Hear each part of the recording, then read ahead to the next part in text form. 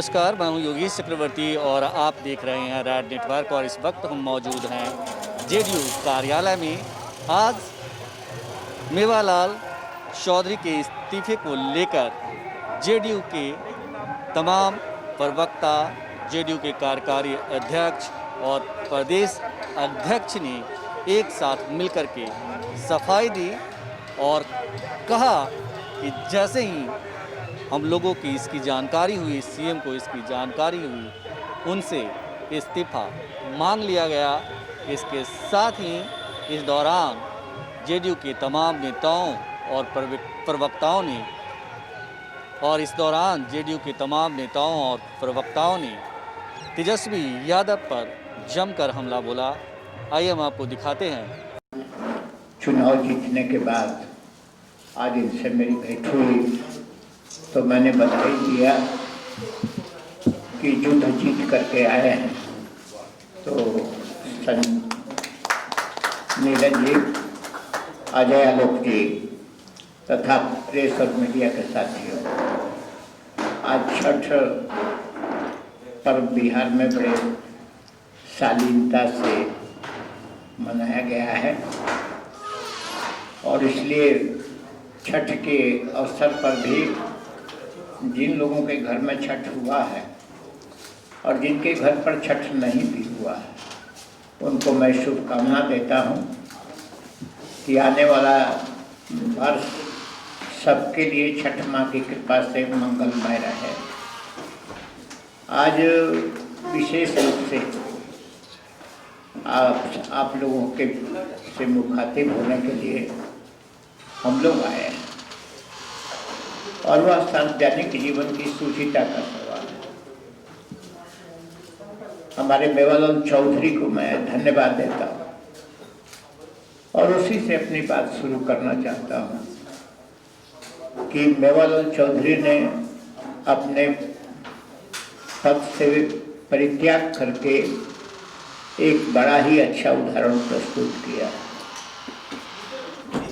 और लंबे काल से बिहार के मुख्यमंत्री के पद पर नीतीश कुमार सुशोभित हैं। नीतीश कुमार ने राजनीतिक शुचिता का, राजनीतिक पवित्रता का बराबर ध्यान रखा है और जब भी कोई ऐसा मौका आया, सार्वजनिक जीवन में कभी कभी विवादास्पद मुद्दे आते भी हैं, उसकी चर्चा भी होती है। तो जब भी कोई ऐसा मामला आया हो, चाहे माझी जी का मामला हो, चाहे आर.एन. सिंह का मामला हो और ऐसे कोई भी मामला हो, आर.एन. सिंह का, रामधार सिंह का मामला हो, किसी मुद्दे पर जब भी पब्लिक डिबेट में इस ढंग का सवाल उठा है, तत्काल नैतिकता का परिचय देते हुए उन्होंने इस्तीफा दिया है और सार्वजनिक जीवन के पद पर तब वो आए जब वो दोष मुक्त हो गए। मेवालाल चौधरी जी की चर्चा इधर आई है, लेकिन मुझको एक बात आश्चर्य इस बात का है कि इस चर्चा पर विशेष रूप से तेजस्वी यादव जी बोल रहे हैं और तेजस्वी यादव के बोलने का एक लगता है कि नैतिक पक्ष इसमें कहाँ सार्वजनिक जीवन की पवित्रता और उसकी ऊंचाई, उसकी सूचिता से उस पर भी उनको बोलने का अधिकार है क्या? सार्वजनिक जीवन की सूचिता क्योंकि मामला तो बहुत पहले का है और इसका एक एग्जाम्पल सेट करना चाहिए था। मैं उनका नाम इसलिए ले रहा हूं कि लंबे काल तक विपक्ष के नेता भी रहे हैं और विपक्ष के नेता की सार्वजनिक हैसियत भी बहुत महत्वपूर्ण होती है। तो जो स्वयं इसका पालन नहीं किया, स्वयं इस मर्यादा और किसी उच्च मापदंड का ख्याल नहीं किया और अभी भी लगातार बोलते जा रहे हैं, तो क्या उनको बोलने का अधिकार है क्या? क्या लोगों को यह बताने का कोशिश करेंगे कि जिस मुद्दे को उठा रहे हैं आने वाले समय में स्वयं एक आदर्श उपस्थित करेंगे क्या कि उसके पद के दायित्व को संभालने के लिए तैयार नहीं होंगे? तो कभी कभी चूंकि मेरे पास उदाहरण देश के अनेक हैं, विदेश के भी हैं, जबकि हम मानते हैं पहले से लाल बहादुर शास्त्री जी का उदाहरण है, कई लोगों का उदाहरण है जिनके ऊपर कोई आरोप नहीं था, लेकिन सार्वजनिक जीवन में कोई घटना के चलते उनकी चर्चा हुई तो उन्होंने उच्च मापदंडों का प्रयोग करते हुए अपने पद से परित्याग कर दिया था। तो इसी ढंग से ये काम भी हुआ है और नीतीश कुमार ने जो पहले ही घोषित कर लिया कि जब पद ग्रहण करते कि जीरो टॉलरेंस की पॉलिसी हमारी नीति रहेगी और इसी नीति पर, करप्शन के खिलाफ चाहे इसी नीति पर हम चलते रहे। और जो इस ढंग के आरोप भी सरकार में शामिल किसी व्यक्ति पर लगा तो उन्होंने उसी के अनुरूप आचरण का प्रयोग किया।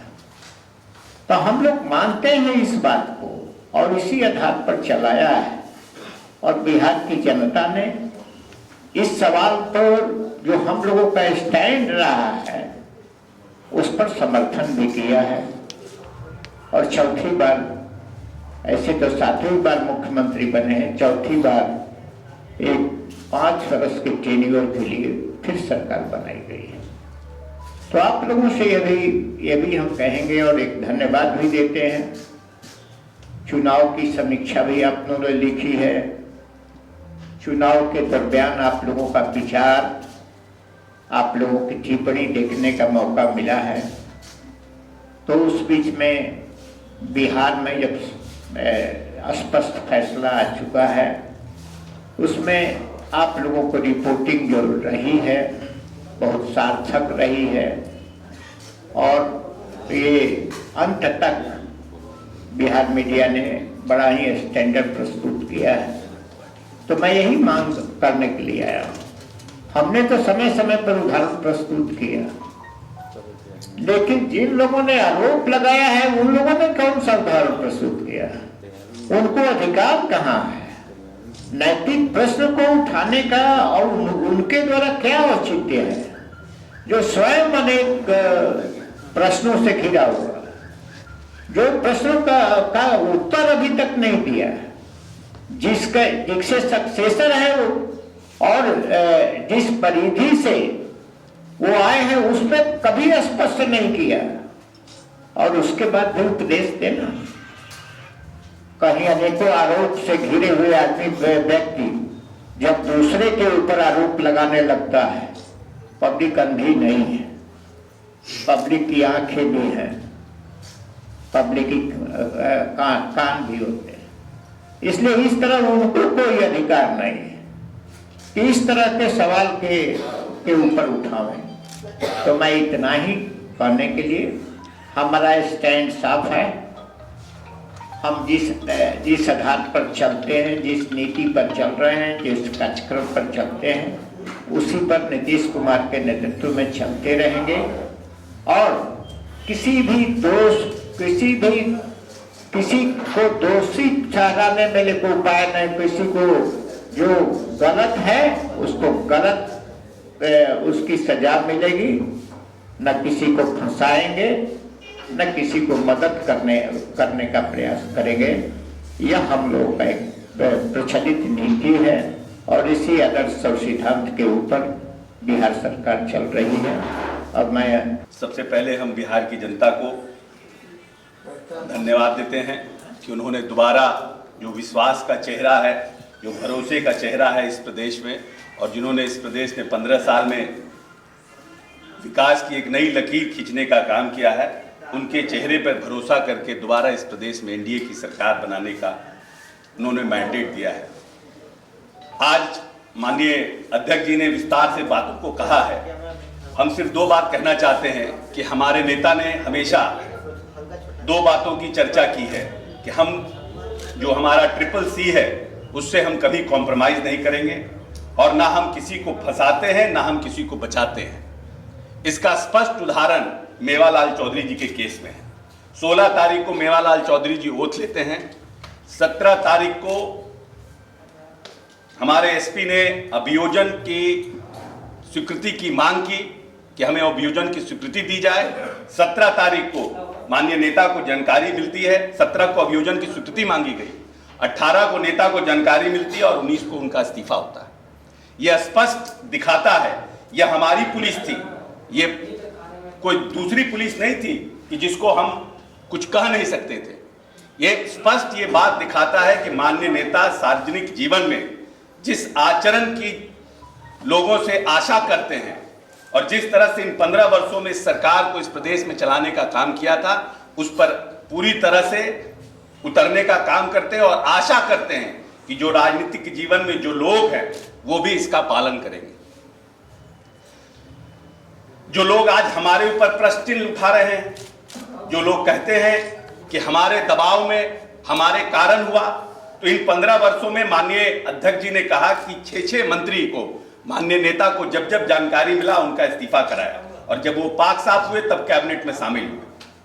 इसीलिए कोई दूसरा जो हमारे ऊपर उंगली उठाता है उनको खुद समझना और देखना चाहिए कि उनका आचरण कैसा है सार्वजनिक जीवन में। माननीय तेजस्वी यादव जी जो इस प्रदेश के मुख्यमंत्री होने का प्रयास कर रहे थे, उनके ऊपर मेवालाल चौधरी के सभी सेक्शन लगे हुए हैं, लेकिन उन्होंने अपनी राजनीतिक शुचिता का परिचय नहीं दिया। और ये उम्मीद करते हैं कि जो लोग आज तक राजनीतिक शुचिता का परिचय देते आ रहे हैं, जिन नेता ने इस आजाद हिंदुस्तान में सार्वजनिक जीवन में राजनीतिक सुरक्षा का एक नया अध्याय जोड़ने का काम किया, जब रेल मंत्री रहे नैतिकता पर इस्तीफा दिया, 2014 में जब मैंडेट नहीं मिला लोकसभा में मुख्यमंत्री के तौर पर इस्तीफा दिया, उनके ऊपर प्रश्न चिन्ह उठाने का काम करते हैं। इसीलिए हम तेजस्वी यादव जी से हम उम्मीद करते हैं कि जिस तरह से उन्होंने मेवालाल चौधरी के केस में प्रश्न उठाने का काम किया है, उसका निर्वहन वो भी अपने सार्वजनिक जीवन में करने का काम करेंगे। धन्यवाद। हम आग्रह करेंगे संजय जी से। प्रिंट और इलेक्ट्रॉनिक मीडिया के साथीगण, यहाँ बैठे हम लोग के अभिभावक, जनता दल यू के प्रदेश अध्यक्ष आदरणीय वशिष्ठ बाबू, कार्यकारी अध्यक्ष बिहार सरकार के मंत्री अशोक चौधरी जी, विधान पार्षद पूर्व मंत्री नीरज जी, अजय आलोक जी, संजय गांधी जी, रविंद्र जी, अभी सभी बातों को हमारे अध्यक्ष जी और कार्यकारी अध्यक्ष जी ने रख दिया। मैं इतना ही कहना चाहता हूँ कि जो तेजस्वी यादव जी ने चार्ज लगाया मेवालाल चौधरी पर, तो हमारा नेता तो एक परिचय देने का, एक मिसाल कायम किया। हमारे अध्यक्ष जी, कार्यकारी अध्यक्ष जी ने बता दिया है कि उनके टेन्योर में जितना भी मंत्री के ऊपर चार्ज लगा उसको इस्तीफा देना पड़ा, हटाया गया। लेकिन आज तेजस्वी यादव जी से यही पूछना चाहते हैं कि जिसका परिवार भ्रष्टाचार में डूबा हो, भ्रष्टाचार के गंगोत्री में डूबा हो, उनको अधिकार किसने दिया? इतना संपत्ति अर्जित कर ली है और आज भ्रष्टाचार के ऊपर आरोप लगा रहे हो। कहावत है ना, चलनी दूसरे सूप को जिसमें हजारों छेद। जिसके ऊपर इतना चार्जेस है, चार्जशीटेड हो, जो व्यक्ति वो भ्रष्टाचार के ऊपर आरोप लगाता हो। हमारा नेता और आदरणीय मेवालाल चौधरी जो मंत्री हुए थे, उन्होंने इस्तीफा देने का काम किया। तो मैं ही उनसे निवेदन करना चाहता हूं तेजस्वी यादव जी से, जब तक उनका भ्रष्टाचार का आरोप है, जब तक वो सही या खराब नहीं हो जाए, तब तक वो पदभार ग्रहण नहीं करे। फिर से अपोजिशन का लीडर का पदभार ग्रहण नहीं करना चाहिए, क्योंकि उनके ऊपर भ्रष्टाचार का आरोप है। लेकिन उनका पूरा परिवार जिस तरह से हल्ला बोल रहे हैं, तो हम लोग तो परिचय देने का काम किया। आदरणीय अशोक चौधरी जी ने कहा कि आदरणीय मुख्यमंत्री नीतीश कुमार जी रेल मंत्री थे, तब इस्तीफा देने का काम किया, 2014 में इस्तीफा देने का काम किया। तो हमारा नेता एक ट्रिपल सी से कभी कंप्रोमाइज नहीं कर सकते हैं और आगे भी कभी भी भ्रष्टाचार से कभी समझौता नहीं कर सकते। और हमने जो तेजस्वी यादव से सवाल किया उसको जवाब देना चाहिए। स्थान से पूर्व के वक्ताओं ने सारी बात किया। तेजस्वी यादव जी जनादेश नहीं मिला उसका राजनीतिक मातम मना रहे हैं। किस बात का? माननीय तेजस्वी यादव से तो हम ये जानना चाहते हैं, आपको तो एहसास होना चाहिए कि माननीय नीतीश कुमार जी की कार्य प्रणाली क्या रही है। अरे माननीय नीतीश कुमार जी का सुशासन है, जब हम इंजेक्शन देते हैं ना तो दर्द करता है, आग निकलता है, लेकिन जनता वाह बोलती है। आपको तो एहसास होगा कि भ्रष्टाचार के गंभीर आरोप आप पर लगे थे। हमारा संख्या बल कम था, हमने कहा कि आपको राजनीति के पेविलियन में जाना होगा, जिस पर भ्रष्टाचार का आरोप लगा उसको जवाब देना होगा। जवाब नहीं दिया तो आप विपक्ष की भूमिका में चले गए। और उसके पहले राजनीति में इतना निर्लज होता है कोई व्यक्ति?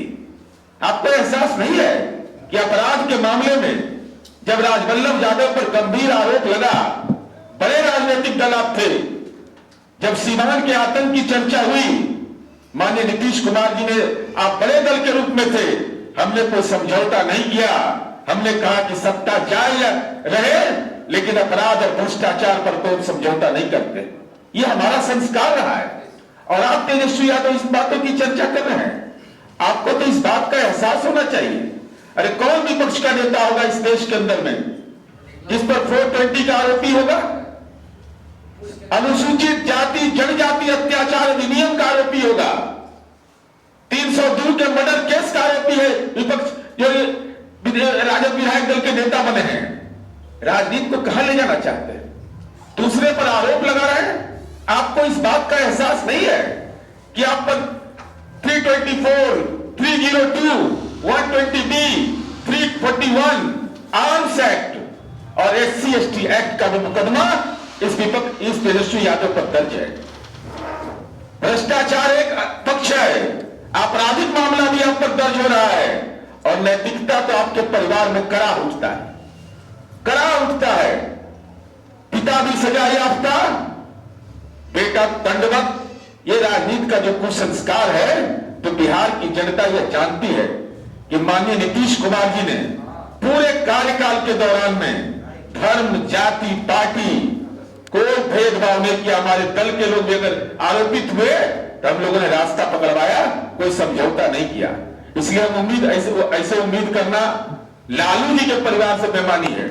भ्रष्टाचार तो इनके डेली न्यू एसेट्स में है, इनका डीएनए है, डेली न्यू एसेट्स।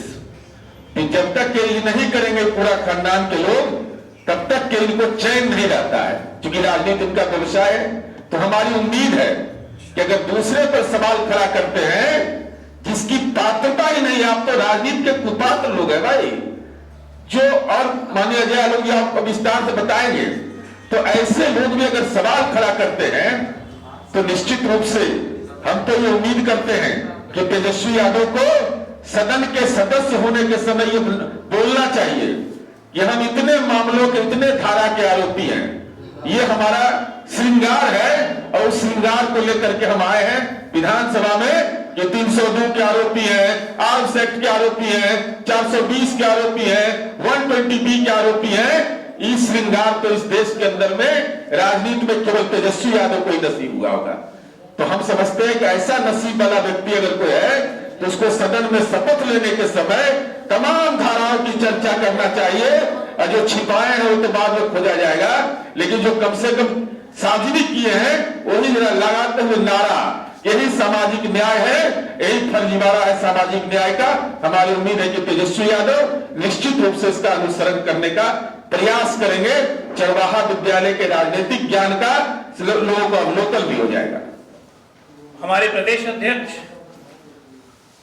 और हमारे कार्यकारी अध्यक्ष ने स्थिति स्पष्ट कर दी है। मैं उसमें 1-2 लाइन बस जोड़ना चाहता हूं। हमारे कार्यकारी अध्यक्ष जी ने कहा कि 17 तारीख को एसपी से अभियोजन की मांग की गई और उसी पे इस्तीफा ले लिया गया। इसमें 1 लाइन और जोड़िए जरा। अभी तक अभियोजन राजभवन से स्वीकृत नहीं हुआ है। अभियोजन स्वीकृत होने के बाद चार्जशीट होने में कितना समय लगेगा? एक प्रक्रिया होती है सरकारी, ये 3 से 6 महीने का समय होता है, तब जाके चार्जशीट होगी। लेकिन उसके पहले माननीय नेता को एम्बैरेसमेंट ना हो इसलिए इस्तीफा ले लिया गया। ये होता है राजनीतिक शुचिता का उच्च मापदंड। और हमें ज्ञान देने वाले जरा अपने गिरहबान में क्यों नहीं झांकते हैं? नीरज भैया ने भी इतने सारे चार्जेस बताए, जरा उसका जवाब दें आप लोग को, बिहार की जनता को। और मित्रों, मैं एक बात बता दूं, चुनाव खत्म हुए, लड़ाई खत्म नहीं हुई। ये लड़ाई खत्म नहीं हुई है बिहार की। दो चेहरा है, एक लालू यादव का चेहरा जो सिग्निफाई करता है इस बिहार में आतंक को, भ्रष्टाचार को, क्राइम को, जो चाहता है अशांत बिहार, समृद्ध परिवार। और एक तरफ नीतीश कुमार का चेहरा है जो सिग्निफाई करता है शांति को, समृद्धि को, एक बढ़ते हुए बिहार को। और यह जनता को तय करना है। 15 वर्षों से, 30 वर्षों से यह लड़ाई हम लड़ रहे हैं। 15 वर्षों से इन लोगों को दूर करने में हमने सफलता पाई, अगले 5 वर्षों के लिए और दूर करेंगे। और आने वाले समय में बिहार की जनता ही तय करेगी कि किसकी लड़ाई और किसके चेहरे में जाना है। इसलिए मैं कह रहा हूं, ये लड़ाई खत्म नहीं हुई है, चुनाव खत्म हुए हैं। मैं आपके माध्यम से इन तमाम सवालों के अंत में मेरा सिर्फ 2 संवैधानिक संस्थाओं से निवेदन है हमारी पार्टी का। एक तो चुनाव आयोग से, जिनके पास 3 नवंबर को नीरज जी तत्कालीन विधान पार्षद के नेतृत्व में जनता दल यू गया था और इसी तेजस्वी यादव और तेज प्रताप यादव ने चुनावी हलफनामा गलत दिया था। ये 400BC हमने रिक्वेस्ट किया था कि इस पे इंक्वायरी इंस्टीट्यूट करके अविलंब कार्रवाई की जाए। हम जानना चाहते हैं चुनाव आयोग ने इंक्वायरी इंस्टीट्यूट की या नहीं की, और नहीं की तो अविलंब करे और इस मामले का निष्पादन होना चाहिए। क्योंकि चुने हुए जनप्रतिनिधियों को अगर भ्रष्टाचार का आरोप है तो उनको कुर्सी पर रहने का कोई हक नहीं है। ये हमारा सीधा सीधा मानना है। हमारा दूसरा निवेदन माननीय उच्चतम न्यायालय से, MP लैड कोर्ट बना जिसके तहत MP MLA सबकी और MP सबकी सुनवाई हो रही है, चाहे वो भ्रष्टाचार का हो चाहे क्राइम का हो। हम उच्चतम न्यायालय से अपील करते हैं कि कृपया करके जितने लोग अभियुक्त हैं, जिन पे चार्ज फ्रेम हो चुके हैं, जिनका मामला न्यायालय में लंबित है, उन पे अविलंब फास्ट ट्रैक मुकदमा करके उन पे अविलंब निर्णय लिया जाए। राजनीति की शुचिता बनाने के लिए यह बहुत जरूरी है कि जनप्रतिनिधियों में जनता का विश्वास बना रहे, तभी ये लड़ाई हम लड़ सकते हैं। और इसके लिए मैं मीडिया का भी सहयोग मांगूंगा कि हम प्रेस कॉन्फ्रेंस करें चाहे ना करें, आप ये दोनों मांग हमारी तरफ से उठाते रहिए, क्योंकि ये जनता की मांग है। गलत हलफनामा जो दे चुनाव आयोग में, उम्मीदवारी रद्द कीजिए उसकी। जो चार्जशीटेड है, टाइम फ्रेम में 3 से 6 महीने के अंदर उस पर निर्णय दीजिए। लालू यादव 1996 में केस दर्ज हुआ था, 2012 लग गए, 16 साल लग गए। राम जी का वनवास भी 14 ही साल का था। ये हमारी न्याय व्यवस्था है। तो अपील है सुप्रीम कोर्ट से, कृपया करके इंटरवेंशन करें और जितने जनप्रतिनिधियों के ऊपर मामले चल रहे हैं, स्पीडी ट्रायल होना चाहिए, कन्विक्शन होना चाहिए, और जो निर्दोष हैं वो निर्दोष होकर साफ होकर बाहर आए, ताकि वो अपना काम कर सके। धन्यवाद। मुझे और कुछ नहीं कहना है। मुझे उम्मीद है कि जनता दल यू ने अपना मैसेज दिया होगा। हमारे